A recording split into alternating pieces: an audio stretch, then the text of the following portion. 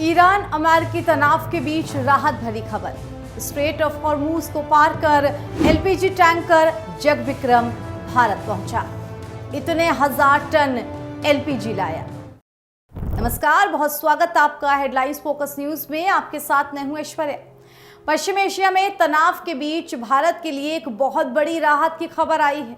America और Iran के बीच हुए 14 दिनों के सीजफायर का बड़ा फायदा हमारे देश को मिला है। भारतीय एलपीजी टैंकर जगविक्रम गैस लेकर हॉर्मूज स्ट्रेट पार कर गया है और पूरे सुरक्षित तरीके से गुजरात के कांडला बंदरगाह पहुंच गया है। ये खबर ईरान और अमेरिकी जंग की गर्म हवाओं के बीच भारत के लिए एक ठंडी हवा के झोंके की तरह है। इस रणनीतिक जलमार्ग से गुजरना विश्व की ऊर्जा आपूर्ति के लिए अब बेहद महत्वपूर्ण माना जा रहा है। भारतीय झंडे वाला एलपीजी करियर जगविक्रम 11 अप्रैल को स्ट्रेट ऑफ हॉर्मूज को पार कर गया था और बाकी का समुद्र का सफर तय करके ये एलपीजी से लदा जहाज भारत के गुजरात के कांडला पोर्ट पहुंच गया है। ऐसी नाजुक स्थिति के बीच जगविक्रम का आना इसलिए भी महत्वपूर्ण माना जा रहा है क्योंकि ये टैंकर कोई 100 या 200 नहीं बल्कि पूरे 20,400 metric ton liquefied petroleum gas यानी कि एलपीजी लाद के लाया है। एलपीजी की इतनी बड़ी खेप भारत की घरेलू गैस आपूर्ति की चेन को और मजबूती देगी। जगविक्रम के सुरक्षित भारत पहुंचने पर इसलिए भी खुशी का माहौल है क्योंकि स्ट्रेट ऑफ हॉर्मूज के तनाव की वजह से स्थितियां बिगड़ी हुई हैं और कब क्या हो जाए, कौन सा देश किस पर हमला कर दे, जिसकी वजह से असमंजस का माहौल बन जाए, ये किसी को नहीं पता। और इन्हीं सब की वजह से भारत में भी आम जनता एलपीजी को लेकर संशय में जी रही है।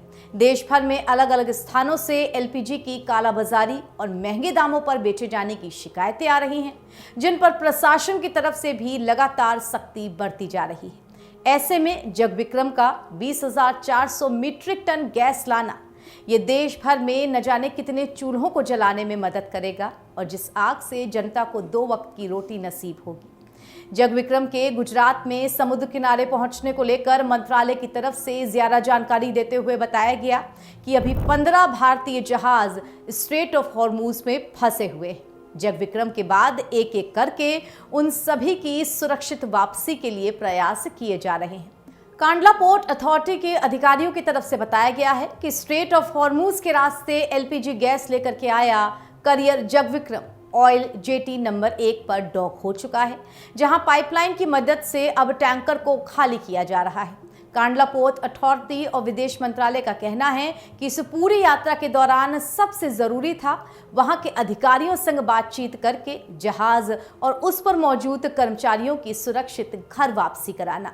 इसके अलावा जगविक्रम के आने से पहले ministry of ports, shipping and waterways की तरफ से प्रेस कॉन्फ्रेंस करके बताया गया था कि टैंकर के पूरे सफर पर नजर रखी जा रही है, सब कुछ नॉर्मल चल रहा है। दिनों बताया था इंडियन फ्लैग्ड एलपीजी वेसल जगविक्रम ने 11 अप्रैल को क्रॉस किया था स्ट्रेट ऑफ हॉर्मूज को और इस वेसल पर करीब 20,400 मीट्रिक टन एलपीजी है और इसमें 24 सीफेरर ऑन बोर्ड हैं और इसके अब 14 अप्रैल को कांडला पहुंचने की संभावना है।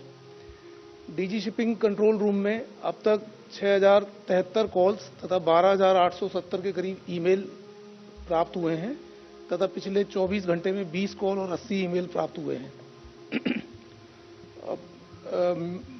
मिनिस्ट्री ने अब तक 2177 से अधिक भारतीय सीफेरर की सेफ रिपेट्रिएशन फैसिलिटेट की है। इनमें 93 सीफेरर को पिछले 24 घंटे में गल्फ के विभिन्न लोकेशन से वापस लाया है। भारत के सभी पोर्ट्स पर ऑपरेशन नॉर्मल है और किसी प्रकार के कंजेशन की रिपोर्ट प्राप्त नहीं हुई है।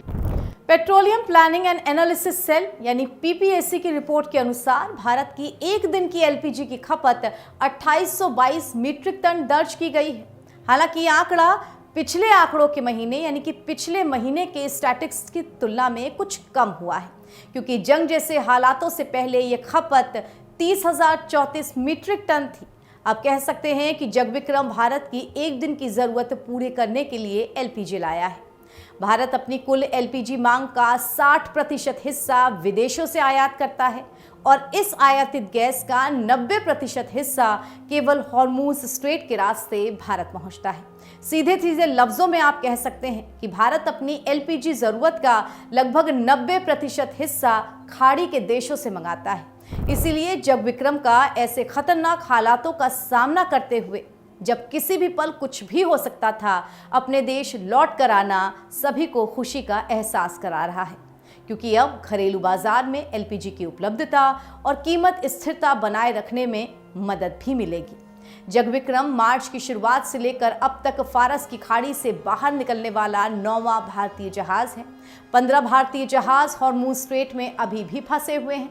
भारत के लिए कार्गो कई विदेशी झंडों वाले जहाज भी वहां फंसे हुए हैं। इस बीच अमेरिका ने हॉर्मूज में नाकाबंदी का ऐलान भी कर दिया है, जिसे लेकर परिस्थितियां एक बार फिर से बिगड़ती हुई दिख रही हैं। ऐसे में अब ये समझना होगा कि हॉर्मूज में अमेरिकी हस्तक्षेप के बाद जहाज़ों के आने और जाने पर रोक लग पाती है या फिर वो सुरक्षित तरीके से निकल पाते हैं। हालांकि इन सब में भारत पूरी तरीके से ईरान के अधिकारियों के साथ संपर्क में है, इसीलिए एक एक करके उसके जहाज भारत आ रहे हैं। ये एक सफल कूटनीतिक और विदेशी नीति का प्रमाण भी है। दर्शकों, हमारे इस एक्सप्लेनर में फिलहाल इतना ही। आपको कैसा लगा हमें ज़रूर बताइएगा और देश दुनिया की तमाम खबरों से रूबरू रहने के लिए आप जुड़े रहिए हेडलाइंस फोकस न्यूज़ के साथ। नमस्कार।